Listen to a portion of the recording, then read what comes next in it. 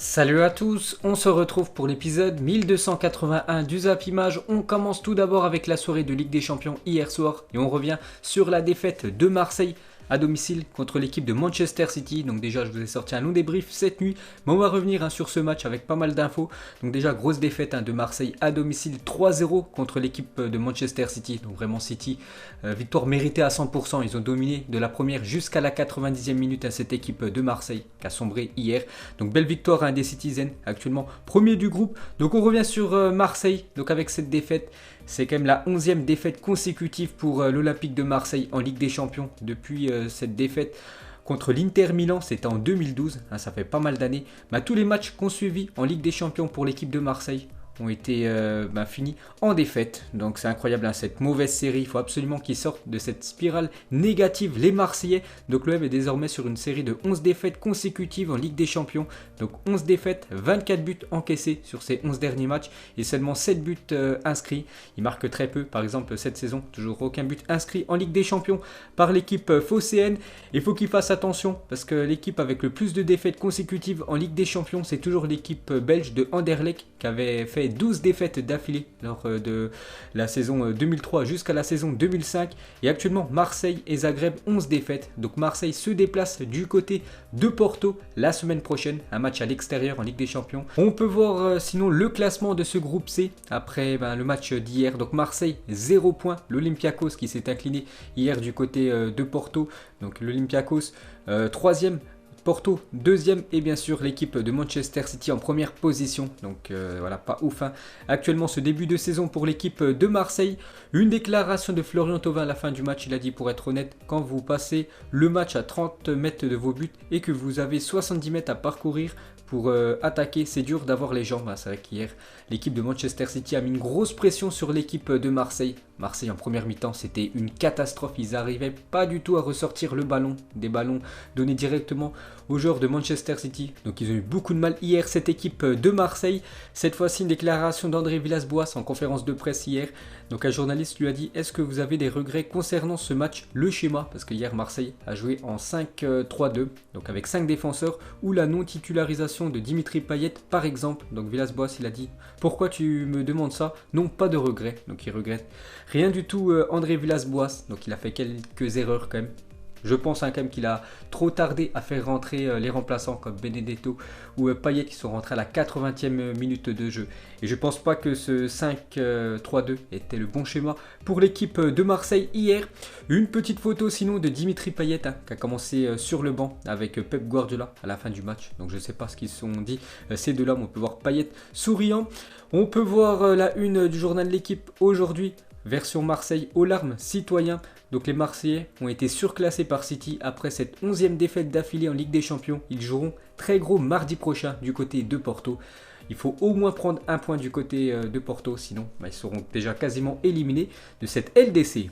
Ensuite, cette fois-ci, on va parler côté Manchester City. Voilà, une victoire tranquille, c'est un match d'entraînement pour eux. Et en plus, ils n'ont pas forcé, c'était pas un grand Manchester City hier. Mais voilà, victoire 3-0 à la fin du match. On va parler du capitaine qui a été très bon hier, Kevin De Bruyne. Donc depuis son arrivée à Manchester City en septembre 2015, Kevin De Bruyne a donné 88 passes décisives, toutes compétitions confondues, soit 19 de plus que tout autre joueur de Première Ligue, le roi des passes. Et hier, il a délivré 2 caviars, donc pour le premier but de Ferran Torres et en fin de match pour le but de Sterling.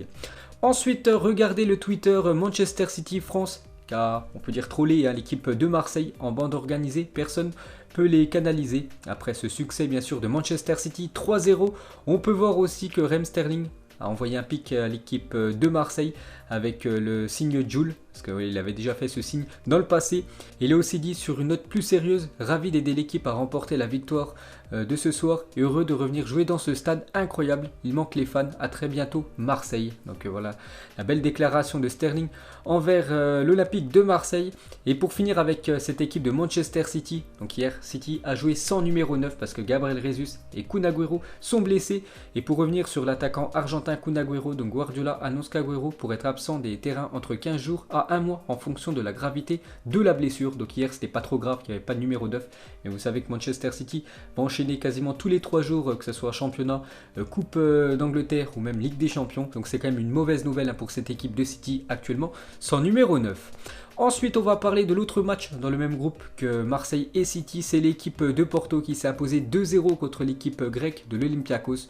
Donc du coup, Porto monte à la deuxième place. On va parler du champion d'Europe en titre, l'équipe du Bayern qui joue à 19 h hier du côté de Moscou. Et c'est un match très compliqué. De toute façon, c'est très compliqué d'aller faire des résultats en Russie. Et le Bayern a vraiment galéré et a failli concéder le point du match nul. Du coup, Kimmich, vraiment un joueur de classe mondiale, un joueur tellement sous-coté. Le joueur allemand, donc il a permis à cette équipe du Bayern d'inscrire le but victorieux à la 79e minute de jeu. Donc félicitations au Bayern pour cette 13e victoire d'affilée en Ligue des Champions. On parlait de Marseille, 11 défaites d'affilée. Donc le Bayern, c'est l'inverse, à 13 victoires d'affilée. C'est le record. Le record avant, c'était 11 victoires d'affilée.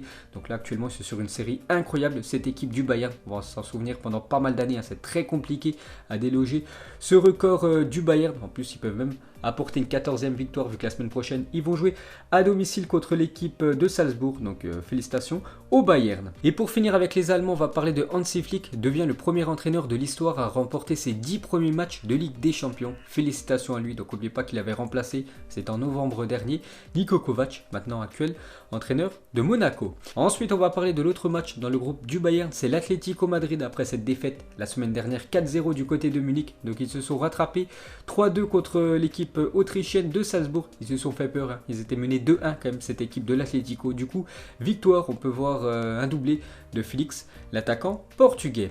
Ensuite, cette fois-ci, on va parler de l'équipe de Liverpool qui a galéré hier pour s'imposer contre l'équipe de Midtjylland, la plus petite équipe on peut dire du groupe. Donc victoire 2-0, mais quand même victoire au bout. Donc un but de Diogo Jota et un but de Mohamed Salah dans les dernières secondes du match sur penalty. Donc félicitations aux deux. Donc déjà on revient sur l'homme du match, Alexander Arnold qui a fait une belle prestation hier, le défenseur anglais. On revient les gars sur l'attaquant portugais Diogo Jota. Et hier avec le premier but inscrit lors de ce match. Donc il inscrit le 10 millième but de l'équipe de Liverpool depuis la création du club. Donc Diogo Jota vient de marquer le 10 millième but de l'histoire de Liverpool. Il aura fallu 128 ans aux Reds pour atteindre ce chiffre dingue, toute compétition confondue. Quel club, quelle histoire. Donc félicitations à Liverpool, 10 000 buts inscrits dans l'histoire du club. Ensuite, cette fois-ci, on va parler de l'équipe italienne de l'Atalanta Bergame qui recevait l'équipe de l'Ajax Amsterdam. Match nul entre ces deux clubs, 2 partout. Pourtant l'Ajax menait 2-0 à la mi-temps. Mais Zapata, l'attaquant colombien, en seulement 6 minutes, inscrit un doublé. Donc partage des points pour ces deux équipes. Et on revient sur Lassina Traoré, buteur pour l'Ajax hier. Donc il inscrit quand même 6 buts sur ses 2 derniers matchs. Donc un but hier et surtout un quintuplé il y a quelques jours lors de la victoire de l'Ajax Amsterdam 13-0 en championnat. Ensuite cette fois-ci on va parler du Real Madrid qui s'est fait très peur hier. Donc le Real Madrid se déplaçait en Allemagne du côté du Borussia Mönchengladbach. Score final 2 partout. Et on va dire quand même que c'est un point miraculeux pour l'équipe du Real Madrid, une fois de plus menée en Ligue des Champions, parce que la semaine dernière, ils perdaient 3-0, ils sont revenus à 3-2. Bon, malheureusement pour eux, ils ont perdu le match. Mais hier, ils perdaient 2-0 à la 87e minute. Ils ont quand même accroché le point du match nul. Donc un point miracle pour l'équipe du Real. Donc un doublé de Marcus Thuram côté Borussia Mönchengladbach, l'ancien Guingampais, a été ultra décisif. Et côté Real Madrid, un but de Benzema et un but de Casemiro lors de cette rencontre. Donc le Borussia Mönchengladbach s'est fait rejoindre 2 fois dans les dernières minutes en Ligue des Champions. Donc il y a quelques jours, la semaine dernière contre l'Inter Milan, 2 partout et c'est Lukaku qui égalise à la 90e minute de jeu. Et hier c'est Casemiro qui égalise à la 93e minute de jeu. Donc ils n'arrivent pas à tenir ce 2-1 à chaque fois cette équipe du Borussia Mönchengladbach. Ils sont passés costauds en fin de match et ils perdent trop de points et ça va peut-être leur coûter la qualif. Ensuite, on revient sur le Real Madrid à remonter 2 buts de retard à l'extérieur à partir de la 87e minute pour la seconde fois dans toute son histoire. La dernière fois, c'était le 27 novembre 2005 face à la Real Sociedad lors d'un match de championnat. Donc c'est la deuxième fois de l'histoire du club que le Real Madrid arrive à remonter 2 buts à partir de la 87e minute. Ensuite, regardez la une aujourd'hui du journal Marca. Et c'est marqué premier commandement du Real Madrid, ne jamais abandonner. À la 87e minute, l'équipe perdait 2-0 et était repoussée dans ses retranchements. Et du coup, 2 partout à la fin de la rencontre. Mais c'est quand même un mauvais match de l'équipe du Real Madrid qui prend seulement 1 point. Et n'oubliez pas que la semaine dernière, ils ont pris 0 point. Donc début de saison très compliqué pour le Real Madrid en Ligue des Champions. Seulement 1 point sur 6 possibles en ce début de saison. Attention au Real Madrid qui pourrait déjà sauter dès les phases de groupe cette saison en LDC. LDC. Donc le Real Madrid de cette époque, donc il y a quelques années, quand le Real Madrid enchaînait Ligue des Champions sur Ligue des Champions, 3 LDC consécutives avec ces joueurs de classe mondiale comme Cristiano Ronaldo, Sergio Ramos ou même Gareth Bale qui était au top de sa forme. Et bien sûr maintenant ça a bien changé, cette équipe merengue qui galère à gagner ses matchs en LDC. Donc on revient sur Casemiro qui a marqué et fait une passe décisive dans un même match de Ligue des Champions pour la première fois en 54 rencontres disputées. Donc félicitations à lui, il a été ultra décisif. Un but et une passe D pour Karim Benzema. On va parler de Eden Hazard, ça faisait quasiment plus de 247 jours qu'il n'avait pas joué avec l'équipe du Real Madrid et hier il a joué 20 minutes, donc bien sûr il était remplaçant, Zidane l'a fait rentrer en cours de jeu, donc il a fait, on peut dire, une bonne prestation pour ces 20 minutes de jeu Eden Hazard, donc en espérant qu'il ne se blesse plus. L'attaquant belge, on va parler cette fois-ci de Karim Benzema, buteur hier, a marqué contre le 30e adversaire de sa carrière en Ligue des Champions. Il peut donc s'asseoir à la table de Cristiano Ronaldo, Léo Messi et Raoul qui ont eux aussi passé le cap des 30 équipes victimes de leur finition. Donc félicitations bien évidemment à Karim Benzema, déjà buteur contre 30 équipes différentes en LDC. On continue avec lui, donc il est devenu le deuxième joueur de l'histoire à marquer au moins un but lors de 16 saisons consécutives en LDC. Seul Lionel Messi fait mieux, donc Lionel Messi aussi 16 saisons consécutives où il inscrit un but en Ligue des Champions. Donc c'était cette saison, incroyable bien sûr. Karim Benzema, on continue avec lui, donc Benzema hier, c'est très rare, mais c'est énervé Karim Benzema, en plus contre un coéquipier. Donc quand Karim Benzema fracasse Vinicius Junior pendant le match contre le Borussia Mönchengladbach, donc à Ferland Mendy, lors de la mi-temps, il a dit « Il fait ce qu'il veut frère, joue pas avec lui, la vie de ma mère, il joue contre nous ». Parce que Vinicius Junior hier a été surtout très décevant en première mi-temps. Après je ne sais pas ce que ça a donné en deuxième mi-temps. En première mi-temps il était hors sujet. Et on peut voir que Benzema voilà, l'a vraiment taillé. Donc en parlant de Vinicius, fait n'importe quoi, ne joue pas avec lui, il joue contre nous. Donc on peut voir que Karim Benzema hier très remonté, surtout très énervé contre Vinicius Junior. On va parler sinon de tous les autres résultats de cette soirée de Ligue des Champions. Donc les seuls résultats qu'on n'a pas parlé, donc c'est le Shakhtar 0-0 contre l'Inter Milan. Et sinon on a parlé de toutes les autres affiches qui avaient lieu hier. On peut voir les classements. Donc dans le groupe A, bien sûr le Bayern Munich, 2 matchs, 2 victoires. Donc l'équipe du Bayern seule en tête. On peut voir dans le groupe B l'énorme surprise parce que c'est le Shakhtar en première position avec 4 points devant le Borussia Mönchengladbach, 3e l'Inter et 4e le Real Madrid, seulement 1 point pour le Real Madrid, victoire obligatoire la semaine prochaine. En plus c'est le choc contre l'Inter. Un match très important pour l'équipe merengue. Dans le groupe C, donc l'équipe de Manchester City, 6 points, Porto, Olympiakos 3 points et Marseille malheureusement 0 points. Il va falloir faire un résultat pour l'OM la semaine prochaine, sinon ça sera l'élimination. Et dans le groupe D, c'est l'équipe de Liverpool, 6 points en première position devant l'Atalanta, 4 points. Ensuite, jetez un coup d'œil au programme de la journée. Donc il y a des belles affiches ce soir. Donc la plus belle, ça reste quand même la Juventus qui reçoit l'équipe du Barça. Il y a aussi un beau Manchester United contre le RB Leipzig. Et nous, on va parler bien évidemment du Paris Saint-Germain. Donc la une du journal L'équipe version PSG, fort chez les Turcs.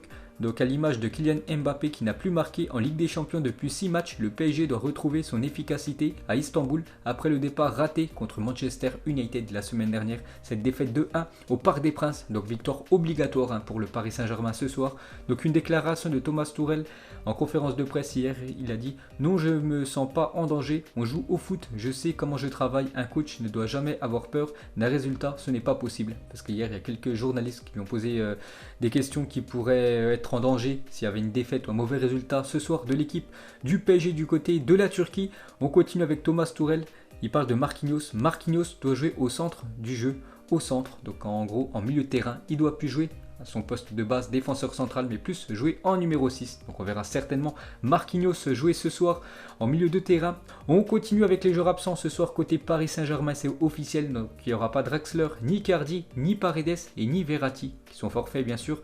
Ce soir on peut voir la compo probable normalement pour le PSG pour le match de ce soir. Donc Navas au but, Kurzawa, Kimpembe, Danilo en défense centrale, Florenzi en numéro 6, Marquinhos et Herrera, et devant Neymar, Mbappé, Moiskin et Angel Di Maria. Et côté turc, on peut voir la compo probable normalement ce soir pour le match contre le Paris Saint-Germain. On peut voir un joueur qu'on connaît très bien en Ligue 1, Crivelli, ancien joueur par exemple de Angers, Bastia ou même de l'équipe de Bordeaux ou même Caen. Donc ce soir, il pourrait être titulaire en attaque pour cette équipe de Istanbul. Et pour finir avec le Paris Saint-Germain, donc le PSG portera pour la première fois son nouveau 3e maillot face à Başakşehir ce mercredi. Ce maillot du Paris Saint-Germain, quasiment tout violet, On peut voir que c'est quasiment les couleurs du drapeau du Qatar. Donc ils vont jouer avec ce maillot-là, l'équipe du PSG. Ensuite, on va parler de l'autre club français qui joue ce soir en Ligue des Champions. C'est l'équipe de Rennes. Donc attention, le PSG joue à 19h et l'équipe de Rennes à 21h. Donc la une du journal L'équipe, version Rennes. Rennes d'Espagne. N'oubliez pas que Rennes s'était déplacé du côté de Séville il y a 2 ans en Europa League. Il s'était même imposé. Bon là, cette fois-ci, c'est du côté du FC Séville. Alors qu'il y a 2 ans, c'était contre le Betis Séville en Europa League. Donc côté Rennais ce soir, 2 joueurs cadres qui sont forfaits. Donc tout d'abord, le crack français Eduardo Camavinga est forfait pour affronter le FC Séville ce soir. Je ne sais pas pourquoi il est forfait. Mais voilà, il n'est pas de la partie. Eduardo Camavinga et la même chose pour Steven Nzonzi. Donc 2 milieux cadres quand même de l'équipe Rennais ne seront pas là. Donc Nzonzi est suspendu un match par l'UEFA suite à un comportement jugé antisportif après la rencontre face à Krasnodar. Le français sera absent ce soir face à Séville. Ensuite les gars, on va parler de l'énorme affiche ce soir, la Juventus qui reçoit l'équipe du Barça. Donc c'est officiel, Cristiano Ronaldo est encore positif au Covid-19. Donc on l'a pris hier dans la soirée. Voilà, il fallait qu'il soit négatif 24 heures avant le match. Donc il est encore positif au Covid. Donc c'est officiel, il ne jouera pas ce soir face au FC Barcelone. Donc malheureusement, on ne verra pas les retrouvailles entre Messi et Cristiano Ronaldo. On continue avec ce match Juventus-Barça, c'est quand même le choc ce soir. Donc selon vous, qui l'emportera? Donc les derniers matchs entre l'équipe de la Juventus et l'équipe du Barça. Donc il y a eu 5 victoires pour la Juventus, 4 matchs nuls et 4 victoires pour les Blaugrana. Et pour finir avec l'équipe du FC Barcelone, donc on l'a pris hier dans la soirée. On peut voir que ça fait la une du Journal Sport. Aujourd'hui, Bartomeu jette l'éponge, donc c'est officiel. Le président du FC Barcelone, Bartomeu, ça faisait 7 ans quand même qu'il était au club depuis 2013. Donc hier, il a démissionné de son poste de président du côté du Barça. Donc Messi, vous savez, il voulait quitter l'équipe du Barça à cause de la direction. Donc il va y avoir une nouvelle direction dans les futurs jours du côté de cette équipe Blaugrana. Donc voilà la bonne nouvelle quand même pour cette équipe du FC Barcelone parce que beaucoup de monde attendait la démission du président. Ensuite, on va parler de l'équipe de France féminine qui jouait hier en Autriche. Et elle a fait 0 partout cette équipe de France féminine, donc elle jouera sa qualification à l'Euro 2022 en novembre pour le match retour contre les Autrichiennes. Ensuite, on va parler de la Ligue 1 et de la Ligue 2, donc les compétitions professionnelles seront maintenues, même si le gouvernement a de nouveaux recours au confinement ou étend le couvre-feu, parce que vous savez ce soir que Emmanuel Macron à 20h va donner de nouvelles restrictions et surtout il va certainement confiner de nouveau la France. Donc du coup, contrairement au mois de mars, avril où il y avait le confinement en France et surtout le championnat de Ligue 1 et de Ligue 2 avait été arrêté. Mais cette fois-ci les gars, la Ligue 1 et la Ligue 2 continuera bien évidemment. Donc les matchs seront à huis clos, donc il n'y aura pas d'arrêt du championnat français contrairement il y a quelques mois. Et concernant le football amateur, parce que je sais qu'il y en a beaucoup qui jouent le week-end, soit dans les sections jeunes ou en senior, donc la Fédération française de football pourrait tout simplement suspendre les championnats amateurs. Donc certainement ceux qui ont joué le week-end dernier, c'était votre dernier match en 2020. Et on va terminer les gars avec ce Zap Image 1281 avec le match du Paris Saint-Germain ce soir à 19h du côté de Istanbul Başakşehir. Mettez-moi un prono. Donc moi je pars déjà sur une victoire du Paris Saint-Germain, victoire obligatoire.